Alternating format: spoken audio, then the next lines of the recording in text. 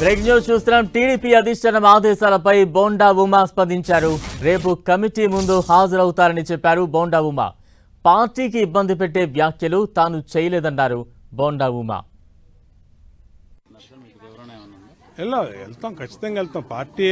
Party ఒక నిర్ణయం ఆదేశించినప్పుడు ఖచ్చితంగా వెళ్తాం. వెళ్ళిందో జరిగిందో చెప్తాం.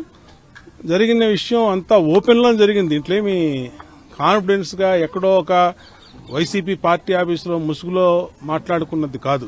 రేపు సాయంత్రం 4 గంటలకి పార్టీ ఆఫీస్కి రమ్మన్నారు, మాట్లాడుకుందామన్నారు. ఖచ్చితంగా వెళ్తా. వాళ్ళకి ఏం వివరణ కావాలో, ఏం డౌట్లు ఉన్నాయో అన్ని కూడా క్లియర్ చేస్తాం. ముద్రగడ్డ గారి సంస్కరణ సభలో ముద్రగడ్డ గారి గురించి మాట్లాడకుండా లేదంటే ఇంకొకళ్ళ గురించి ఎలా మాట్లాడతాం? ముద్రగడ్డ గారి గురించే మాట్లాడాలి.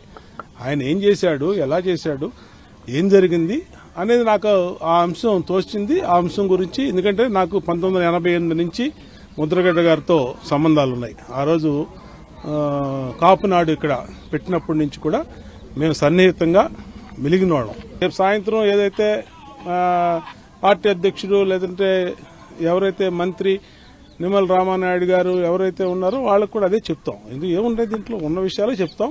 ఉన్న విషయాలే మళ్ళీ ఆ రోజు మాట్లాడింది చెప్తాం.